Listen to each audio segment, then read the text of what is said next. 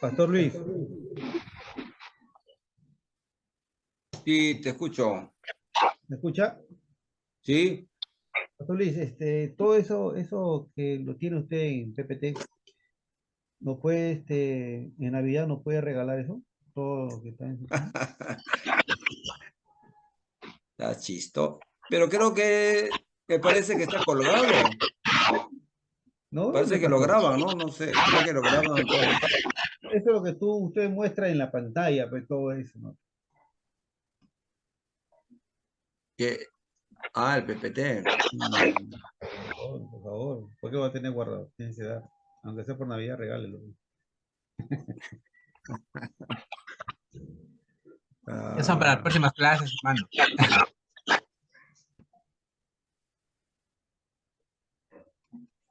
con tal que no me interfiera tu sonido. Pastor, escúchame, Mira, sigue haciendo bulla. mi micrófono, mi micrófono está mal y le he sacado Ya. y le he puesto o sea, a mi audio al teléfono, pero parece que hace interconexión con mi PC. Esta semana voy a comprar un micrófono para Para, ponerlo al para, micrófono.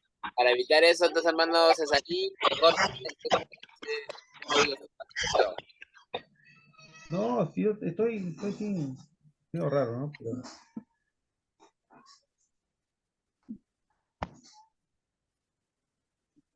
¿Se ha malogrado tu audio? no, ¿O no. tienes un... Lo que pasa es que lo tengo activado mi celular y mi PC, los dos al mismo tiempo, pero está apagado el audio, ¿no? Qué raro que interfiere. Mm, Mi micrófono se ha malogrado, por eso que lo tengo activado ahora celular? ah, pero bueno. Bien, entonces creo que ya es hora. Ya Carlos ya compró su salchipapa, ya comió. César se fue a comprar su tripita ahí en Acobamba y ya todos estamos bien, ¿no?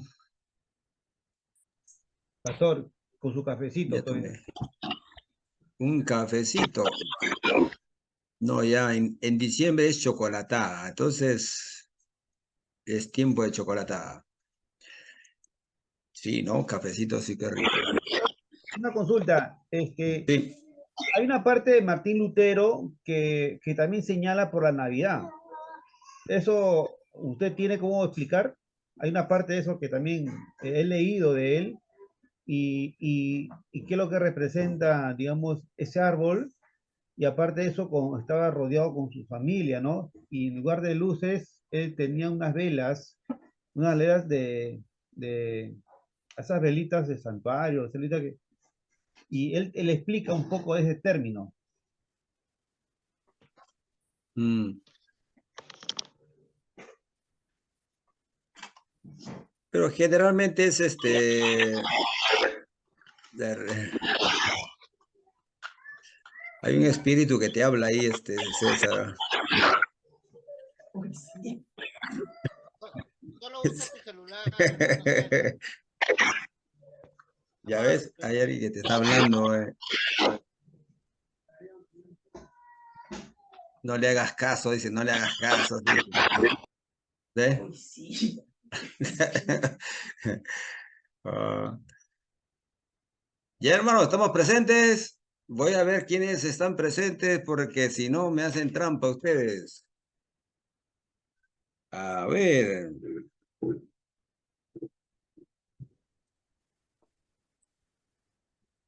Hermano Carlos, sí está.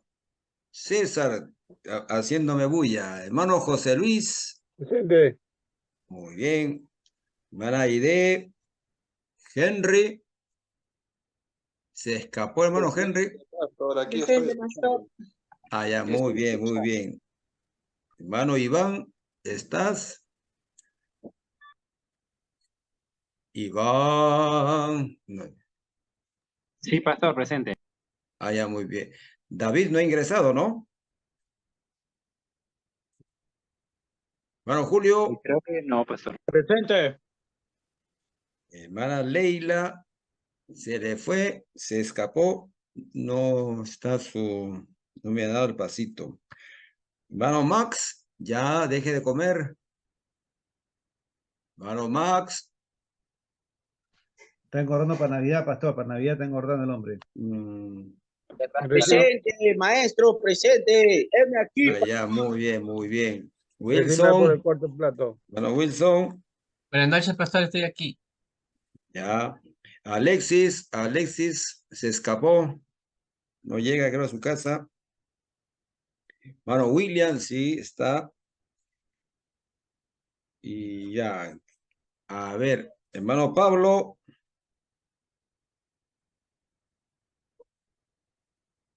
Pablo se fue. Estuvo en la calle, pero no sé si llegó. Está en la calle, está sin... A Dice, ver. sigo en la calle. William, Carlos, César, Chávez, Aide, Iván, José, dijo. William. ¿Hay dos William? Sí, hermano William, hay dos. William Cabello y William. Sí, pastor, ya me estoy multiplicando. Ya, también te está multiplicando. Uno es William Cabello, otro es William Pajuelo. No. William, ¿Sí? ¿Dos? William No, del mismo. Sí, del mismo. William Sproul. Bien, hermanos, entonces hemos terminado nuestra primera hora y ahí habíamos visto cómo habíamos quedado que la reforma se dio en Alemania, ¿verdad? Con Martín Lutero y ya prácticamente la iglesia ya no es una, que en el año 1521 y ahora hay dos, ¿no? La iglesia, los seguidores de Martín Lutero o luteranos, y versus los católicos y la Iglesia Católica Romana, también llamado así, ¿no? Entonces, ¡pum! Bien, entonces hemos visto de que la reforma llegó a Suiza, a la ciudad de con Zwinglio, ¿no? Con Ulrico Zwinglio, a Zurich. Y ahora vamos a ver que la reforma se va a otro lugar. Entonces presten atención, ¿ya? Aunque también ustedes lo conocen a estos personajes. El capellán de la... ¿Ya? Entonces presten atención nuevamente. Va a haber un pasito de todas maneras porque si no ustedes se me duermen.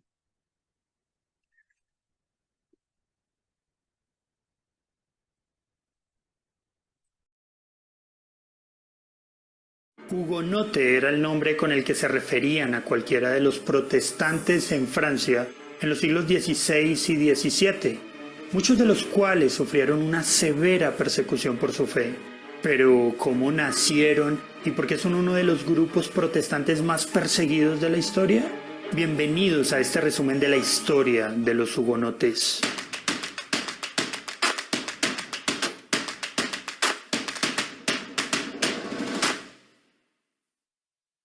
El origen del nombre hugonote es incierto, pero parece provenir de la palabra Aignos, derivada del alemán Eingenossen, que solía describir a los patriotas de Ginebra hostiles al duque de Saboya. También puede haber sido influenciado por el apellido Hughes, que hacía referencia a un líder del movimiento de Ginebra llamada Besançon Hughes. Otra leyenda sugiere que se les llamó hugonotes porque se veían obligados a reunirse por la noche, y se corrió el rumor de que se reunían en honor de un fantasma llamado Leroy Huguet. Ahora, ¿cómo nació este movimiento protestante? Después de 1517, el movimiento de reforma se extendió rápidamente en Francia. Sin embargo, al igual que en otros territorios, los protestantes franceses pronto sufrieron persecución y el primer mártir francés, Jean Vallière, murió en la hoguera en París en 1523. Las medidas estatales se redoblaron después del asunto de los carteles en 1534, cuando se encontraron letreros que atacaban la misa en las paredes de todo París e incluso en la puerta de la habitación del rey Francisco I. A partir de entonces, muchos protestantes franceses huyeron. Muchos fueron a Estrasburgo, donde Martín Bucero había organizado una iglesia reformada. El más famoso de estos exiliados hugonotes fue Juan Calvino, quien se fue a Basilea en 1534. Se cree que allí escribió su Institución de la religión cristiana. En 1538, Calvino visitó Estrasburgo por invitación de Bucero y organizó allí a la comunidad protestante de habla francesa. La primera comunidad hugonote en territorio francés se fundó en 1546, siguiendo el modelo de la comunidad de Estrasburgo. La iglesia hugonote en París fue fundada alrededor de 1555. Finalmente, la iglesia protestante en París convocó su primer sínodo en 1559, al que asistieron 72 representantes de todas las provincias del reino. Los representantes redactaron una confesión de fe que estuvo muy influenciada por las ideas de Calvino. El sínodo de 1559 fue también el comienzo de un notable aumento cuantitativo en el movimiento. En ese sínodo estuvieron representadas 15 iglesias. 2 años después, en 1561, el número fue de 2150, un aumento que puso a los hugonotes en el primer plano de la escena política francesa. La conjura de Amboise de marzo de 1560, formada por hugonotes con el objetivo de secuestrar al niño rey Francisco II, resultó en la muerte de los conspiradores, excepto Luis I de Borbón, príncipe de Condé. Pero los protestantes se habían vuelto tan poderosos que Gaspar de Coligny, su líder más famoso, protestó en la Asamblea de Notables en 1560 contra toda violación de la libertad de conciencia. El intento de paz fracasó después de que varios hugonotes que se reunían para adorar en un granero en Bassy fueron masacrados. Condé declaró que no había esperanza sino en Dios y en las armas. En 1562 los líderes hugonotes firmaron un manifiesto en el que declararon que fueron obligados a tomar las armas por la libertad de conciencia. Así comenzó un periodo de confusión y violencia en Francia, conocido como las guerras de religión. Un famoso incidente de este periodo fue la matanza del día de San Bartolomé. En la noche del 24 al 25 de agosto de 1572, después de una reunión en la que estuvieron presentes la reina madre Catalina de Médicis, su hijo el rey Carlos IX, el duque de Anjou y los Guisa, ocurrió una masacre en la que Coligny y casi todos los hugonotes líderes en París fueron asesinados. La masacre de París se repitió en toda Francia y los protestantes fueron asesinados por miles. Los sobrevivientes resolvieron una resistencia desesperada y en 1573 se formó un partido político hugonote. Los hugonotes al principio esperaban que la corona de Francia pasara a un hugonote. Cuando esto se hizo obviamente imposible, empezaron a luchar por la plena libertad religiosa y civil. Y es que los hugonotes ya eran muy numerosos. Se estima que antes de la matanza del día de San Bartolomé ya representaban el 10% de la población de Francia. La guerra se reanudó y continuó durante todo el reinado de Enrique III, que sucedió a Carlos IX en 1574. Enrique alentó la formación de la Liga Santa contra los hugonotes y después del asesinato de Enrique III en 1589, su sucesor, el heredero hugonote Enrique IV, solo pudo pacificar el reino abandonando el protestantismo, aceptando el catolicismo y privando a la Liga Santa del argumento de que no debería asumir el trono por ser protestante. Bajo el reinado de Enrique IV, los hugonotes por fin obtuvieron libertad religiosa y política a través de la promulgación del Edicto de Nantes de 1598. Sin embargo, las guerras civiles se reanudaron en la década de 1620 bajo el rey Luis XIII. Finalmente, los hugonotes fueron derrotados y la paz de Alès se firmó en 1629, mediante la cual se permitió a los hugonotes conservar su libertad de conciencia pero perdieron todo su poder militar. Sus derechos restantes bajo el Edicto de Nantes fueron confirmados por una declaración real de 1643 en nombre del rey Luis XIV. Pero el clero católico francés no podía aceptar a los hugonotes y trabajó para privarlos de sus derechos. El acoso general y la conversión forzada de miles de protestantes fueron desenfrenados durante este periodo. Finalmente, la presión política en contra de los hugonotes explotó en 1685, cuando Luis XIV revocó oficialmente el Edicto de Nantes. Esta decisión política provocó uno de los éxodos más grandes y desacertados de la historia de Francia. Los hugonotes buscaron refugio principalmente en países protestantes que les permitieran vivir su fe en libertad. La mayoría emigró a Suiza, Países Bajos y Gran Bretaña. También hubo una fuerte migración hacia Prusia y Escandinavia.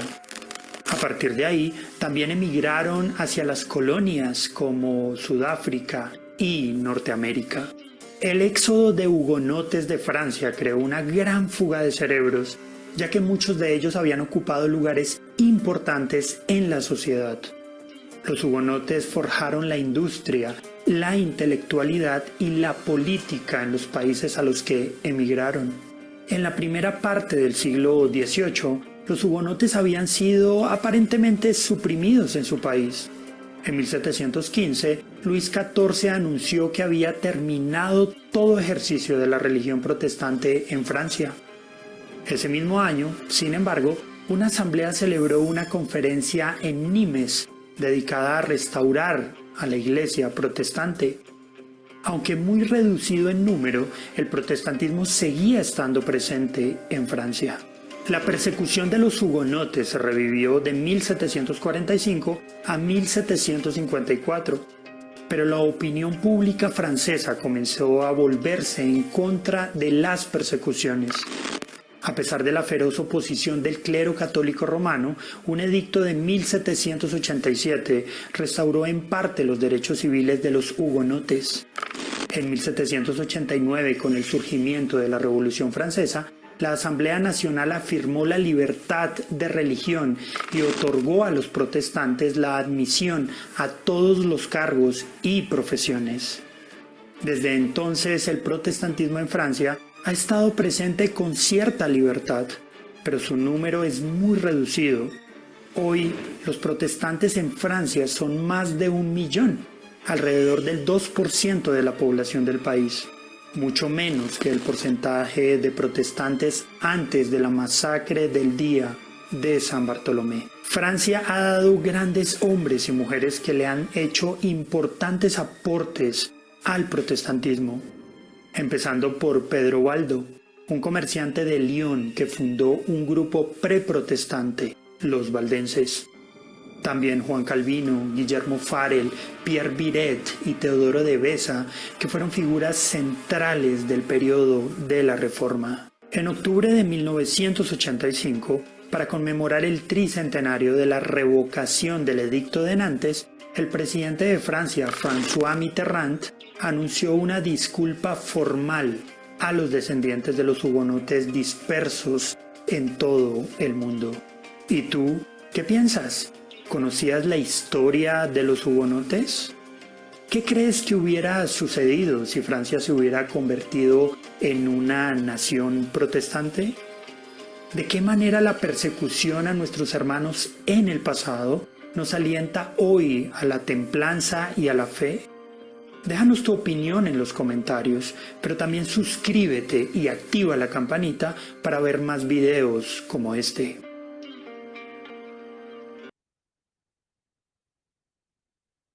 Van 4. ¿Quién es el cuarto que ha ingresado? Pablo Lezameta, muy bien. Falló el segundo. No me dé mío, pastor. Sí, Alexis, sí, very good. Ya.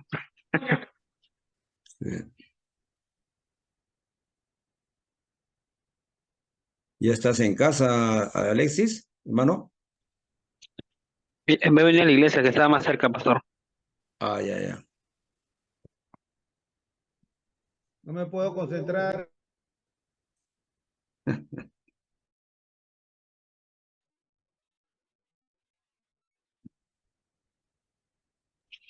Carlitos está Ya concentrado, voy, Carlitos.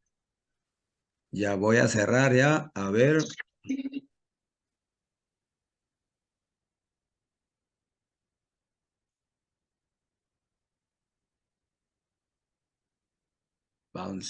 Van 5.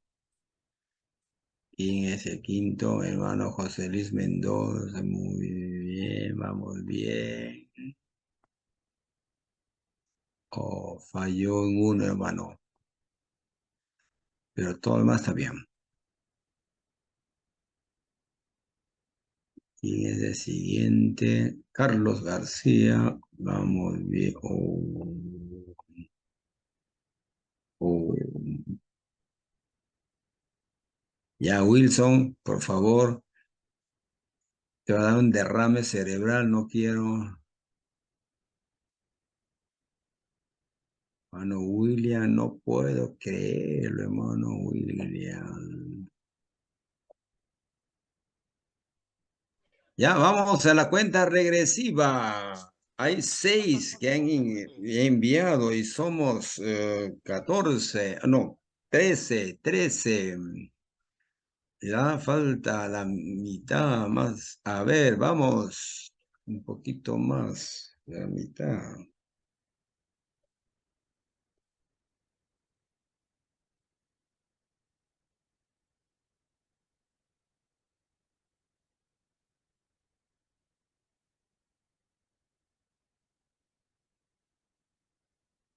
Bien, vamos. Falta César, semana ID, Iván, Max, Wilson, William. Ya está William. Pastor, ya le mandé. Sí, sí, 9. Muy bien. Pastor, Iván, Iván Melgarejo. Bien, vamos a resolver entonces. Se cierra el arca. Henry ya llegó. Muy bien, Henry. Ibas bien y fallaste en 2. Bien, a ver, falta uno. Nuestra hermana Ide. ¿Está en línea, hermana? ¿O se ha ido a descansar? Nuestra hermana está delicada de salud. Ya, a ver. Bien, a ver. Doctor, ya le envié. Ya, hermana, gracias. Cuenta regresiva. 10, 9, 8, 7, 6, 5, 4, 3, 2, 1 y 0. Ya cerramos. Wilson, ya. Ya, pastor, ya le envié. Ya, entonces cerramos. Bien, Pastor, primera ese vale por pregunta. 2. Sí. Una pregunta. ¿Quién fue el líder hugonote más famoso y exiliado en Basilea? Ya sabemos, Juan Calvino. Juan Calvino, ¿Cuál fue el primer mártir francés protestante que murió en la hoguera en 1523? Jean Valieri, Muy bien. ¿A qué se refiere el asunto de los carteles en 1534 que resultó en medidas estatales más severas contra los protestantes? Letra los letreros que C. atacaban a la misa del país. Letreros que atacaban la misa en París, ¿no? ¿Verdadero o falso? La matanza del día de San Bartolomé ocurrió en la noche del 24. Verdadero. Luis XIV restauró parcialmente los derechos civiles de los hugonotes. ¿Verdadero o falso? Falso, él no restauró nada, más bien lo suprimió, ¿no? El edicto de Nantes.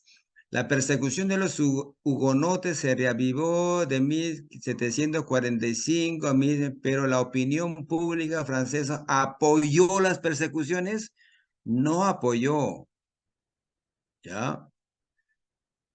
Más bien hubo descontento, ¿no? Entonces, ¿qué es? Falso. El presidente François Mitterrand emitió una disculpa formal a los de... Sí, verdadero, muy bien. Bien, entonces, algunos se equivocaron.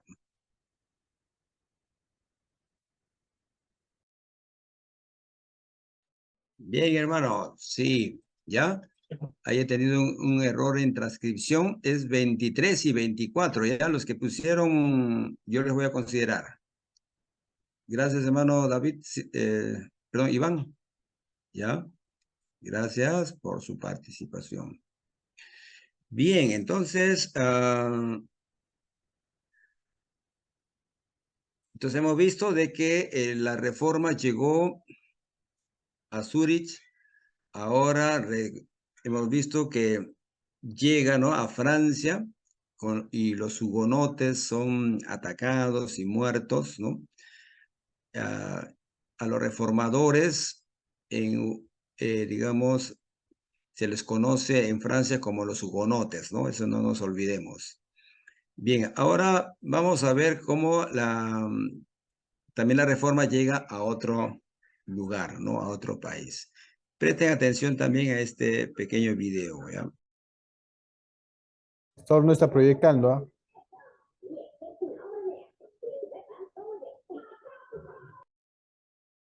Perdón, ¿no se está viendo? Nada, pastor, ¿Aló? Nada, pastor. Uy, ay, ay. A ver, ¿qué ha pasado? Ya, a ver, ¿Ahora sí? ya no nos resistamos. Nada, pastor, nada. Ya, ahorita.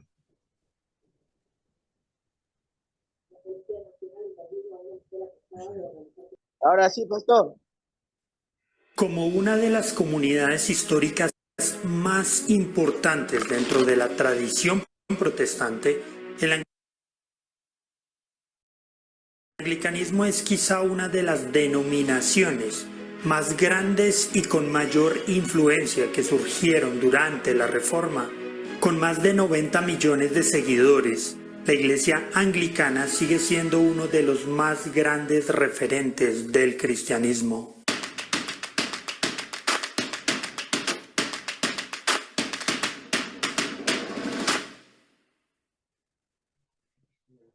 El uso del término anglicanismo data del año 1838, cuando esta palabra fue usada para identificar a las iglesias inglesas sometidas a la autoridad del rey de Inglaterra y separadas de la Iglesia católico-romana desde 1534. El término es un derivado de la palabra anglicano, con la que se conocía a los ingleses desde el siglo XIII.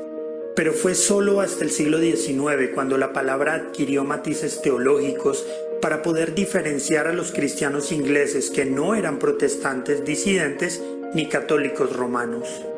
Desde allí el término se extendió a las iglesias fundadas en otros países durante el periodo de la expansión colonial inglesa. El cristianismo en Inglaterra data de tiempos antiguos. La evidencia histórica sugiere que para el año 180 después de Cristo ya se había constituido la primera diócesis en Londres. Posteriormente, algunos obispos ingleses asistirían al concilio de Arles del año 314. Durante los 3 siglos siguientes, el cristianismo local sobreviviría tanto al paganismo de los celtas y al de los invasores anglosajones, así como al pelagianismo. De modo que cuando Agustín de Canterbury fue enviado desde Roma en el año 597, se encontró con una iglesia nativa conocida como Iglesia Celta. Es necesario mencionar que la iglesia celta difería de la iglesia romana en muchos aspectos. Por ejemplo, recién la iglesia inglesa reconocería la supremacía papal en el sínodo de Whitby del año 664. En los siglos posteriores continuaría el descontento hacia Roma entre los ingleses, tanto de manera política como religiosa.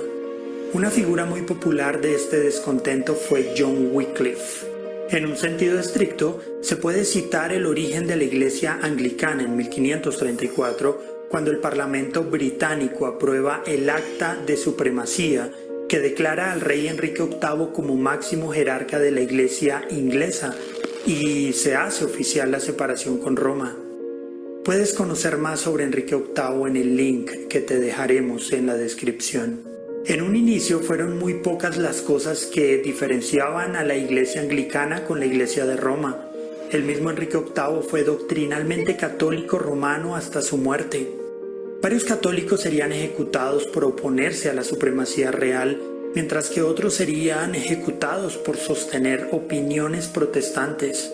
Sin embargo, Enrique ordenaría la abolición de monasterios, la clausura de órdenes monásticas y la destrucción de reliquias. Todo esto abriría paso a los cambios teológicos y litúrgicos acontecidos en los reinados de sus hijos Eduardo VI y Elizabeth I. Durante el reinado de Eduardo VI, reformadores continentales colaborarían con clérigos ingleses en la reforma de la Iglesia de Inglaterra. Algunos cambios que introdujeron fueron la abolición del celibato clerical y del uso y culto de imágenes. Se redujeron los sacramentos a solo el bautismo y la cena del Señor. Se rechazó la transubstanciación. Se cambió el idioma de los servicios religiosos del latín al inglés. Se promovió el estudio de la Biblia, se enalteció el libro de oración común para el culto público, entre otros cambios. Cuando Eduardo VI falleció en 1553, fue sucedido por su media hermana María, una devota católica que volvería a someter a la Iglesia inglesa a la autoridad del Papa. Como consecuencia, miles de protestantes se refugiarían en zonas reformadas de Europa, mientras que 288 protestantes fueron condenados a morir en la hoguera por rechazar someterse a la autoridad papal y a las doctrinas católico-romanas. Puedes conocer más sobre María I en el link que te dejaremos en la descripción. Tras la muerte de María I, su media hermana Elizabeth ascendería al trono. Elizabeth restablecería la independencia de la Iglesia con las leyes de supremacía y uniformidad de 1559, así como con muchos de los cambios doctrinales y litúrgicos efectuados en el reinado de Eduardo VI. Sin embargo, Elizabeth tenía cierto aprecio por el esplendor en la liturgia y deseaba atraer la lealtad de los católicos hacia la Iglesia establecida, por lo que durante su reinado no pudo ser emprendida una reforma más radical. Puedes conocer más sobre la vida de Elizabeth I en el link que te dejaremos en la descripción. Durante el reinado del sucesor de Elizabeth, Jacobo I, el sector puritano de la Iglesia de Inglaterra hizo una petición para hacer reformas en la Iglesia, la cual fue rechazada en su mayor parte por Jacobo. Sin embargo, él estuvo de acuerdo con el proyecto de elaboración de una Biblia en inglés, la cual sería conocida como la versión King James. Si bien el rey era partidario del derecho divino de los reyes y tuvo disputas con los puritanos y los presbiterianos, tenía una fuerte influencia calvinista e incluso envió a algunos delegados al sínodo de Dort. Sin embargo, Carlos I, hijo y sucesor de Jacobo I, se inclinaría hacia el arminianismo y William Laud, el nuevo arzobispo de Canterbury, regresaría muchas prácticas litúrgicas del catolicismo romano a la Iglesia establecida. Se emprendería una dura política contra el calvinismo en la Iglesia de Inglaterra y en especial contra el puritanismo y el presbiterianismo escocés, por lo cual muchos de ellos emigrarían a las colonias. Todo esto desembocaría en varias guerras. La más importante fue la Guerra Civil Inglesa entre 1642 y 1651, en la que se ejecutó a William Laud y a Carlos I, y los disidentes puritanos triunfaron. Entre 1649 y 1660, los obispos fueron destronados, se introdujo la eclesiología presbiteriana. Los 39 artículos fueron reemplazados por la Confesión de Fe de Westminster y el libro de oración común por el Directorio de Adoración Pública. Pero el puritanismo no duró mucho tiempo, ya que la monarquía con Carlos II se restablecería y con ella la Iglesia de Inglaterra.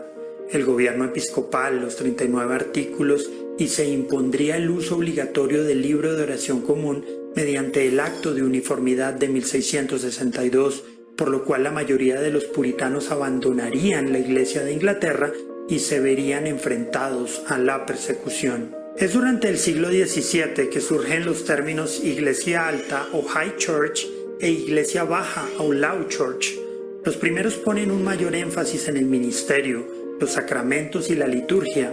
Los segundos ponen un menor énfasis en estos aspectos y se preocupan más de los principios evangélicos. El sucesor de Carlos II fue su hermano Jacobo II, quien era católico romano, lo cual fue considerado por la mayoría de la población como una amenaza para el protestantismo y la libertad, por lo cual muchos anglicanos y puritanos dejaron de lado sus diferencias y se pronunciaron a favor del protestante holandés Guillermo III de Orange, quien ascendería al trono inglés luego de la llamada Revolución Gloriosa de 1688, y con la Ley de Tolerancia de 1689 se concedió la libertad de culto a aquellos protestantes disidentes, como los congregacionalistas, bautistas, presbiterianos y otros.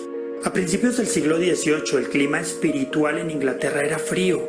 Sin embargo, fue la predicación de clérigos anglicanos como George Whitefield y los hermanos Charles y John Wesley lo que resultaría en el Gran Avivamiento de 1740, el cual se extendería por las Islas Británicas y las colonias de Norteamérica. Como consecuencia de este avivamiento surgió el metodismo. También se fundarían varias sociedades misioneras. Se promoverían reformas en la sociedad como la abolición de la esclavitud, el fin del comercio de esclavos, la legalización sobre bienestar infantil y el desarrollo de la salud y la educación pública. Después de la Revolución Americana, las congregaciones anglicanas en los Estados Unidos fueron reestructuradas en iglesias autónomas con sus propios obispos y estructuras autónomas. Estas fueron conocidas en adelante como Iglesia Episcopal. A partir del siglo XIX, muchos clérigos anglicanos se sentirían atraídos por el liberalismo y el racionalismo teológico.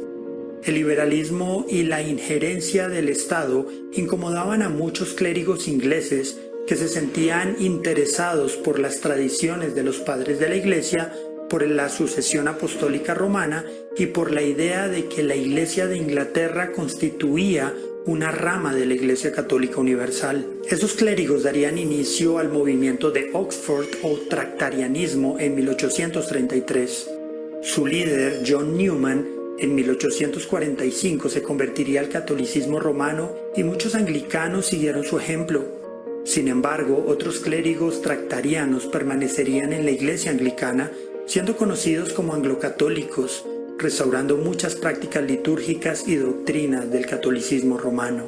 Muchos evangélicos anglicanos que mantenían la postura de identificar a la Iglesia de Inglaterra con el protestantismo se opondrían tanto al anglocatolicismo como al liberalismo teológico.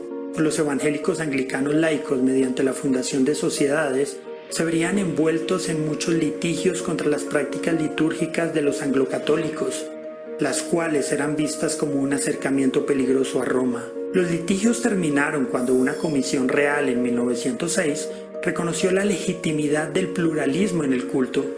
Si bien el anglocatolicismo en Inglaterra fue ganando cada vez más impulso entre el clero, el evangelicalismo siguió siendo mayoritario entre los laicos anglicanos.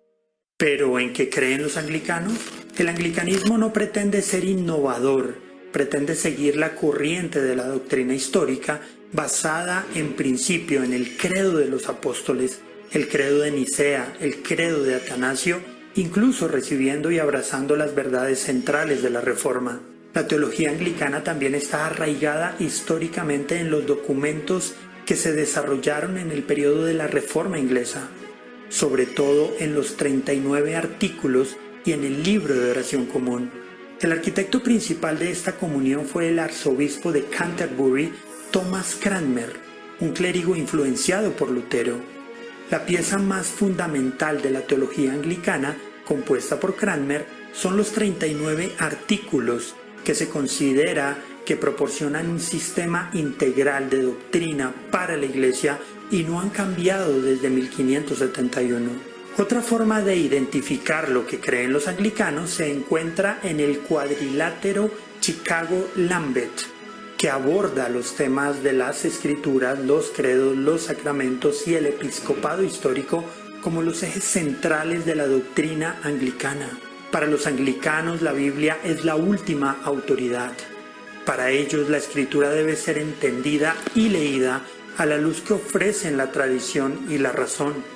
Sin embargo, ninguno de estos dos factores está por encima de la Biblia. En cuanto a organización, la mayoría de los anglicanos son miembros de las 40 provincias eclesiásticas nacionales o regionales de la Comunión Anglicana Internacional, que representa a más de 85 millones de personas en más de 165 países.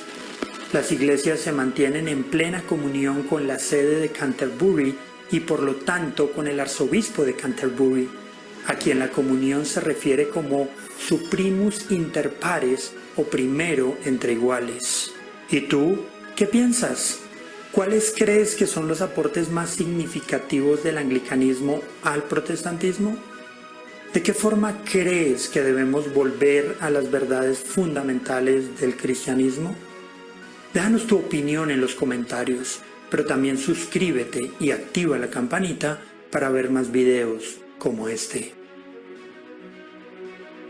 Bien, hermanos, ya acá, si bien es cierto que llega a separarse, ¿no? La Iglesia de Inglaterra del catolicismo, pero es por otros motivos, no es por los motivos doctrinales como sucedió en el caso de la Reforma en Alemania o como hemos visto también en Zúrich, ¿no? O también el caso de los hugonotes en Francia. Acá es otro tema, ¿no? Más político, más por intereses personales, que ha habido momentos, cambios de regreso al catolicismo, regreso al protestantismo y así una variedad. Y esto es todo un, digamos, pero se conoce como una iglesia protestante, ¿no? Actualmente. Bien. Entonces, para tantos nombres hay, entonces por eso que no hay nada de pasitos ya tan libres ustedes ahora. Ya muy cansados. Vamos al otro, ¿ya? Presten atención, ahora veamos de que la Reforma también llegó a Escocia, ¿ya? Y este es un personaje muy conocido, muy querido por muchos de nosotros seguramente, ¿no?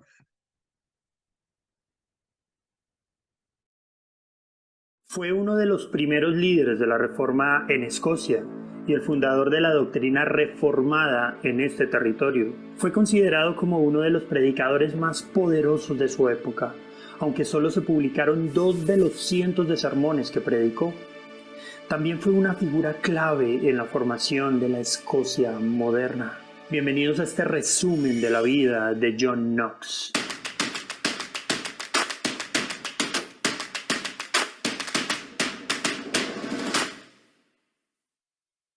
John Knox nació alrededor de 1514 en Haddington, un pequeño pueblo al sur de Edimburgo.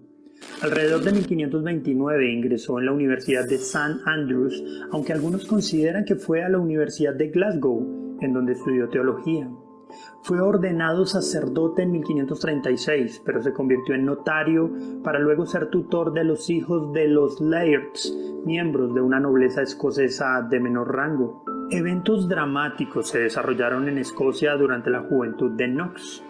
Muchos estaban enojados con la Iglesia Católica Romana, que poseía más de la mitad de los bienes raíces y reunía un ingreso anual de casi 18 veces el de la corona. Los obispos y los sacerdotes solían tener sus puestos gracias a nombramientos políticos, y muchos nunca ocultaron sus vidas inmorales. El arribo de la Reforma. El constante tráfico marítimo entre Escocia y Europa permitió que la literatura luterana se introdujera de contrabando en el país. Las autoridades romanas se alarmaron por lo que consideraban como una herejía e intentaron reprimirla. Patrick Hamilton, un converso protestante abierto, fue quemado en la hoguera en 1528.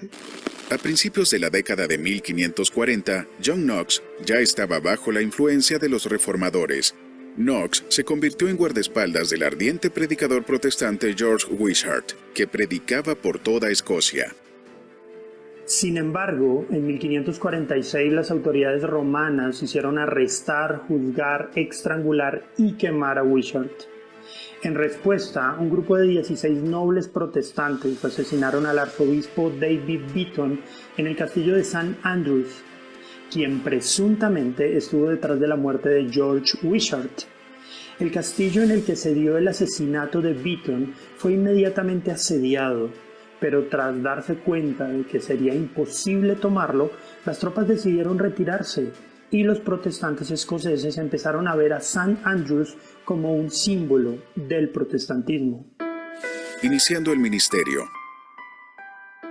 Durante un servicio protestante un domingo, el predicador John Rote habló sobre la elección de ministros y le pidió públicamente a Knox que asumiera el cargo de predicador.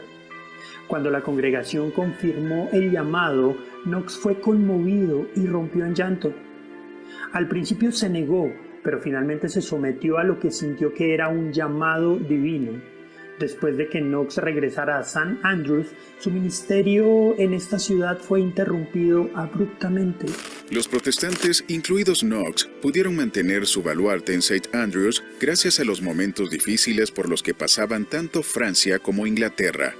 Pero tan pronto como Francia se recuperó, le envió refuerzos a Escocia aún bajo el manto de la Iglesia de Roma. En 1547, después de que el castillo de St. Andrews había sido puesto nuevamente bajo asedio, finalmente capituló. Algunos de los ocupantes fueron encarcelados y otros, como Knox, fueron enviados a las galeras como esclavos. Predicador itinerante. 19 meses pasaron antes de que él y otros fueran liberados. Knox pasó los siguientes 5 años en Inglaterra y su reputación como predicador floreció rápidamente. Pero cuando el protestante Eduardo VI murió y su hermana, la católica María I de Inglaterra, ascendió al trono, Knox se vio obligado a huir a Francia. Una vez allí se dirigió a Ginebra, donde conoció a Juan Calvino. El reformador francés describió a Knox como un hermano, trabajando enérgicamente por la fe. Knox, por su parte, estaba tan impresionado con la Ginebra de Calvino que lo llamó la escuela más perfecta de Cristo que haya existido en la tierra desde los días de los apóstoles.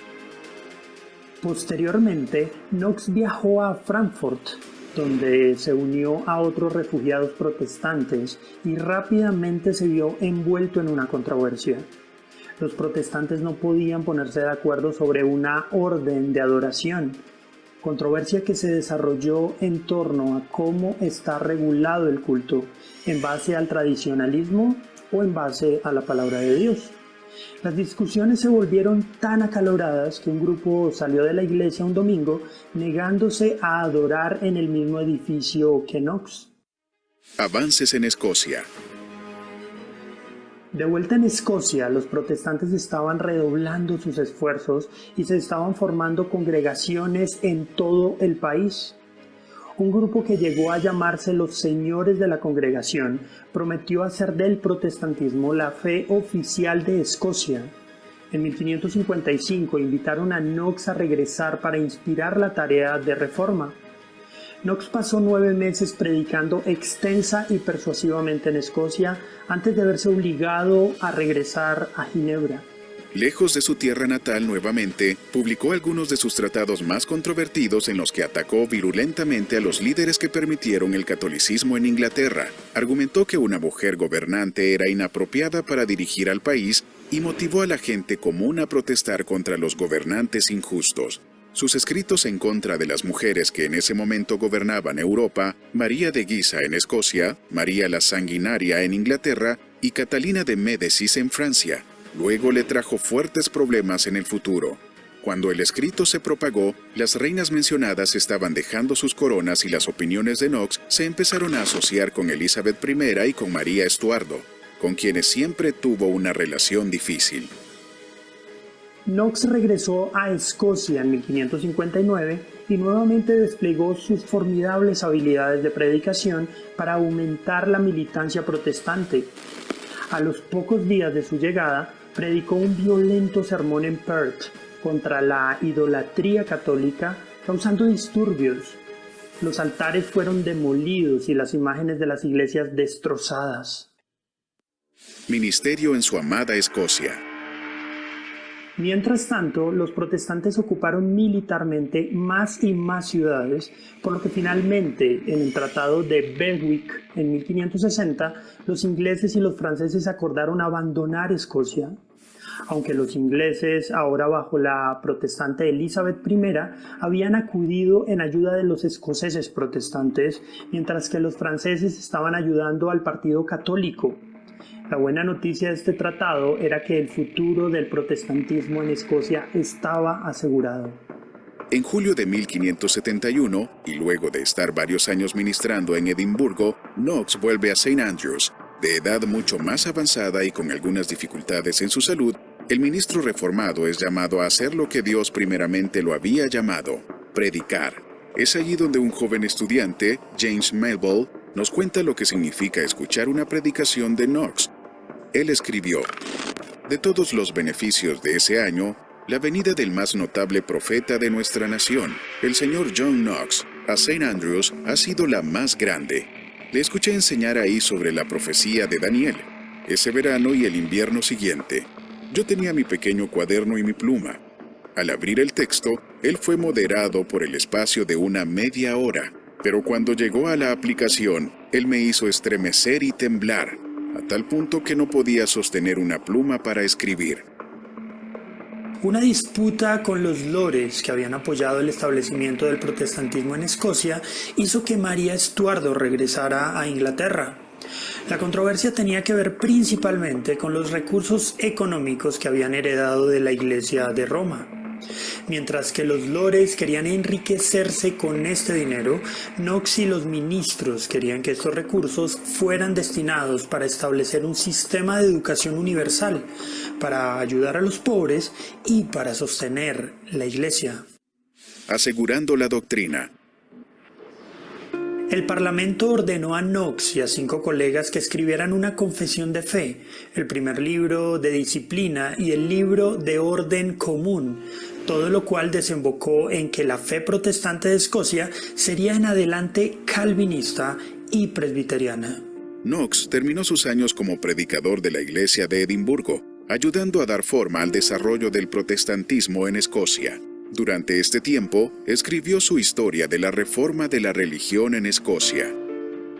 John Knox murió en Edimburgo en 1572 y fue enterrado al lado de la Catedral de St. Giles, donde actualmente funciona un estacionamiento de vehículos. El legado de John Knox. Knox era claramente un hombre de gran coraje.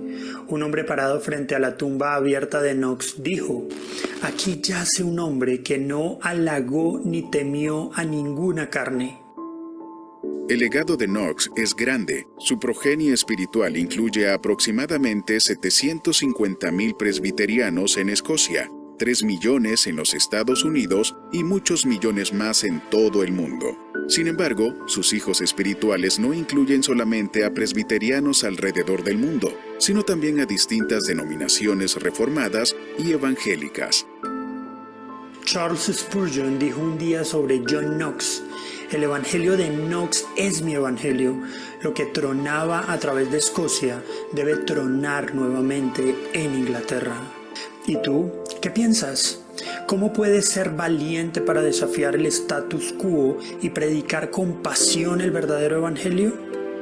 ¿Has sido rechazado por el celo que tienes porque se predique de manera honesta la palabra de Dios? ¿De qué formas la vida y las acciones de John Knox te han inspirado? Déjanos tu opinión en los comentarios, pero también suscríbete y activa la campanita para ver más videos como este.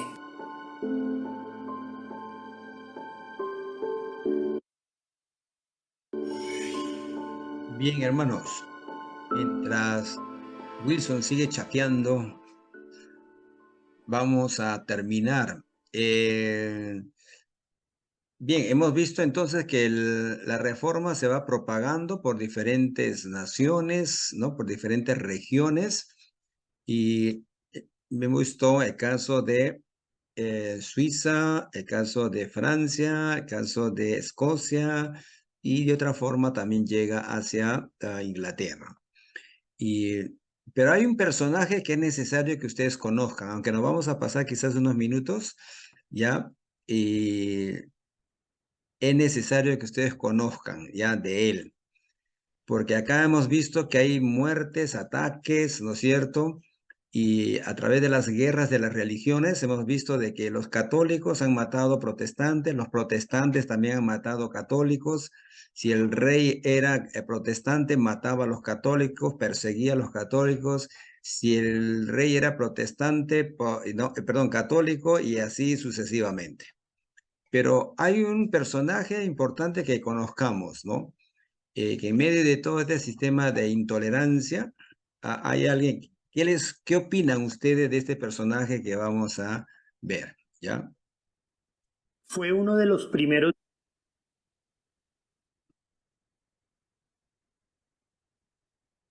Este monje dominico abandonó su orden religiosa después de escuchar una intervención de Martín Lutero en una disputa pública. Luego de convertirse en un pastor, trabajó incansablemente por la unidad de los protestantes e incluso se acercó a los romanistas en busca de alguna especie de reconciliación. La pregunta es, ¿logró algo de unidad entre los protestantes? ¿Cuál fue el efecto de su acercamiento a la Iglesia de Roma? Bienvenidos a este resumen de la vida de Martín Bucero. Martín Bucero nació en Sélestadt, Alsacia, una ciudad imperial libre del entonces llamado Sacro Imperio Romano Germánico. Su padre y su abuelo, ambos de nombre Klaus Butzer, eran fabricantes de barriles. Es muy probable que a una edad temprana Bucero haya asistido a la prestigiosa escuela de latín de Sélestadt, a la que los artesanos enviaban a sus hijos. Terminó sus estudios en el verano de 1507 e ingresó a la orden dominica como novicio. Más tarde, Bucero afirmó que su abuelo le había obligado a entrar a la orden. Después de un año, fue consagrado como acólito en la iglesia de Estrasburgo de los Williamites y tomó sus votos como fraile dominico completo. En 1510 fue ordenado diácono. La orden dominica había sido fundada en el siglo XIII por el obispo español Domingo de Guzmán y ratificada por el entonces Papa Honorio III. Teólogos importantes de la iglesia medieval como Tomás de Aquino y Alberto Magno fueron parte de dicha orden. Bucero entonces, como miembro también de esta orden, recibió allí su formación teológica, filosófica en las escrituras, Aquino y Aristóteles. Como buen dominico, estudió también las famosas sentencias de Pedro Lombardo y se familiarizó con el pensamiento del humanista Erasmo de Róterdam. Pero todo cambió para Bucero cuando en el año 1518, y siendo ya sacerdote, escuchó a un tal Martín Lutero durante la famosa disputa de Heidelberg. Lutero presentó allí una defensa de 28 tesis teológicas acerca de las obras humanas, el pecado mortal y venial, el libre albedrío, la incapacidad humana, su teología de la cruz y la ley y la gracia. Muy bellamente, la tesis 25 dice: no es justo quien hace mucho, sino quien, sin obrar, cree mucho en Cristo.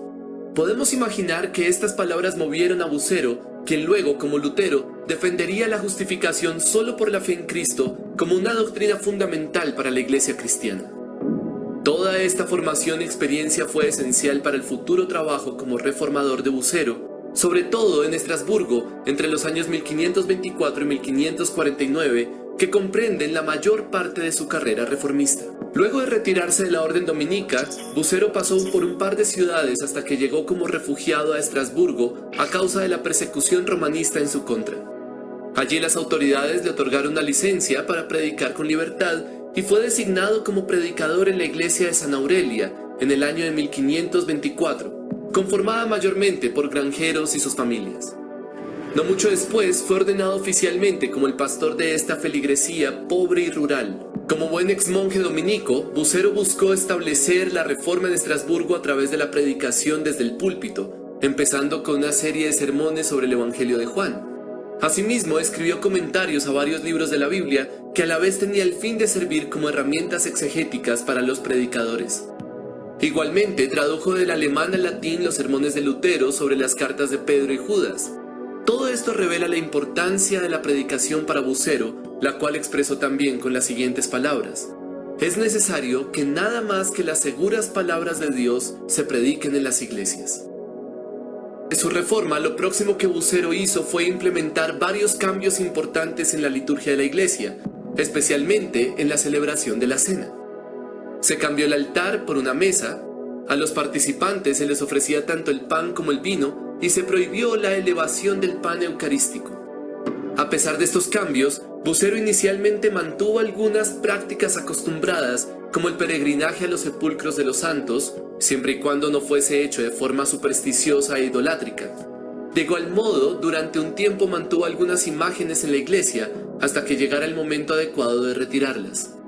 Esto muestra el proceder inicial de un reformador moderado como Bucero, quien creía que los cambios de reforma debían darse paulatinamente y acompañados de una sana predicación del Evangelio. La mayor parte de la feligresía de la iglesia de San Aurelia estaba conformada por creyentes anabautistas, y entre ellos se encontraba el líder anabautista de Estrasburgo, Clement Ziegler. Esta realidad hizo que Bucero fuera uno de los reformadores más cercanos y empáticos con los anabautistas, y se vio obligado a afrontar y responder diversas problemáticas y controversias con estos, como el rechazo del bautismo infantil, el exagerado pacifismo, la condena de los juramentos, el estricto biblicismo y el desvirtuado misticismo. Todas ideas y prácticas características del movimiento anabautista en general en ese momento. Además, debatió con diferentes líderes anabautistas con la creencia de que podía convertirlos a una mejor doctrina mediante la argumentación. Con Pilgrim Marpeck, en especial, sostuvo una disputa acerca del bautismo infantil y el rebautismo en 1531. Lo interesante es que para Bucero la preocupación no era el bautismo infantil en sí mismo, sino la separación y división anabautista de la iglesia. Su objetivo era convivir con los anabautistas bajo una misma iglesia, incluso a expensas de tolerar lo que él consideraba errores teológicos graves. La disputa con los líderes anabaptistas duró años, teniendo sus puntos críticos. Sin embargo, fue siempre hecha por Bucero con un espíritu irénico, buscando unir a estos líderes y sus iglesias con la iglesia oficial e institucional de Estrasburgo, y creyendo que entre los anabautistas había también verdaderos cristianos por la única fe en Cristo. Esta aproximación irénica, Bucero también la aplicó en el mismo protestantismo, específicamente en el debate eucarístico entre luteranos y reformados. En el año 1529 asistió al famoso coloquio de Marburgo, en el que intentó conciliar a Lutero y Ulrico Zwinglio, padres de las tradiciones luterana y reformada, convencido de que la doctrina de estos era esencialmente la misma. Pero tanto Lutero como Zwinglio sospechaban de Bucero. El intento de reconciliación fue fallido, así como también el próximo de 1536 en la Concordia de Wittenberg. A partir de aquí, estas corrientes se distanciaron más y en 1530 cada uno produjo dos declaraciones de fe representativas, la Confesión de Augsburgo y la Confesión Tetrapolitana. Esta última fue compuesta principalmente por Bucero y fue suscrita por la Iglesia de Estrasburgo. La Tetrapolitana era moderada y en ella Bucero tenía aún la intención de reconciliar a luteranos y reformados. De ahí que su capítulo sobre la Eucaristía fuese redactado de una manera que agradara a ambos grupos. Pero esto no se debía a una mera estrategia política, sino al espíritu unificador de Bucero, quien entendía la cena como un medio de unión entre los creyentes. Quizás sorprendentemente, el irenismo de Bucero fue incluso extendido al papismo, como él lo llamaría. En 1541 asistió con los reformadores Philip Melanchthon y Johannes Pistorius al coloquio de Ratisbona, en el que se buscaba un acuerdo entre protestantes y romanistas. Por el lado romanista estuvieron presentes el hábil teólogo Johann Eck y el cardenal papal Gasparo Contarini, que se inclinaba al entendimiento protestante de la justificación. Increíblemente, el coloquio produjo una declaración conjunta sobre la justificación, la cual fue redactada por Bucero, pero lamentablemente en una última instancia no sirvió para llegar a algún tipo de unidad o reconciliación, ya que hubo sectores del protestantismo y el romanismo que no estaban contentos con el coloquio.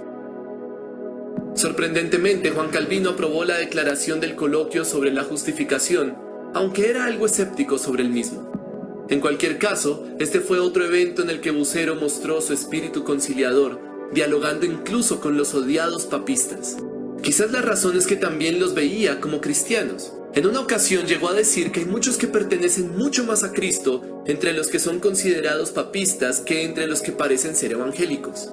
Por supuesto, como otros reformadores, llamó al Papa el Anticristo y atacó las perversiones doctrinales y litúrgicas de Roma, pero era más tolerante con los romanistas moderados o conciliadores como él, y no estaba cerrado a un acuerdo, al menos no en los artículos fundamentales de la fe cristiana, que él creía podrían servir para establecer un acuerdo fundamental entre protestantes y romanistas. Debido a su irenismo, Bucero estaba dispuesto a dialogar con los anabautistas, luteranos y romanistas de su tiempo con el fin de llegar a un acuerdo en la unidad de la fe para el mantenimiento de la cristiandad.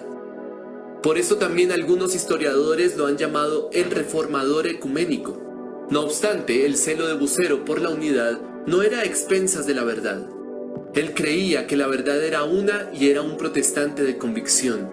De hecho, su confesión tetrapolitana fue su declaración de fe personal hasta su muerte. Su intención era llegar a la unidad a través de la verdad, pero entendía que eso no sería posible si no existía algún tipo de diálogo entre las facciones enemistadas. Pero no todos los teólogos de estas facciones tenían el mismo espíritu de Bucero y antes más bien recrudecieron las disputas. La carrera reformista de Bucero fue muy amplia y multifacética. Lo contado aquí es una parte de la historia.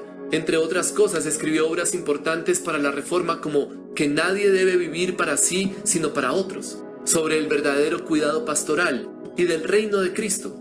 Recibió e instruyó a un joven Calvino en Estrasburgo. Fue invitado a Inglaterra por el reformador inglés Thomas Cranmer. Fue profesor de teología en la Universidad de Cambridge. Y junto con Pedro Mártir Vermigli produjo una nueva edición del reconocido libro de oración común. Finalmente murió en Inglaterra el 28 de febrero de 1551 por causas naturales. Bucero no legó ninguna corriente denominacional, tampoco él mismo se vio en una. No fue ni luterano ni zwingliano, mucho menos fue un calvinista.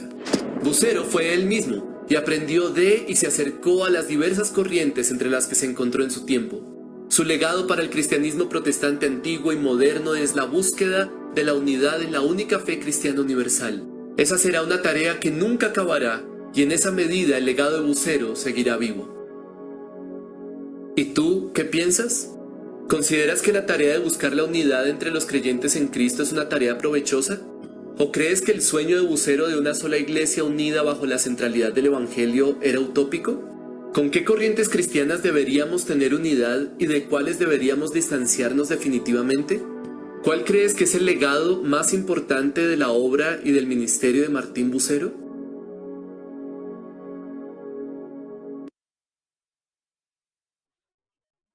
Y mis hermanos, así terminamos. Espero que les haya atraído esta persona, ¿no? Quizás no confundamos Martín Lutero con Martín Bucero, ¿ya? Son dos personas distintas, pero vale conocer de este personaje y espero que ustedes se interesen, ¿no? Porque por muchos es conocido como el reformador ecuménico, ¿no? En un tiempo de que cada quien, ni los mismos reformadores se pusieron de acuerdo, ¿no? No buscaban la unidad cada uno de sus grupos, y mucho más en nuestro tiempo, creo que es necesario esa unidad entre cristianos, ¿no? De las diversas ramas, en las diferentes denominaciones, aprendamos a amarnos, a tolerarnos y ver, ¿no? Cómo poder relacionarnos. Y como también decía el presentador del video, de que con quienes puede ser posible y con quienes no, ¿no? Pero la idea es de que esa contribución en búsqueda de la unidad.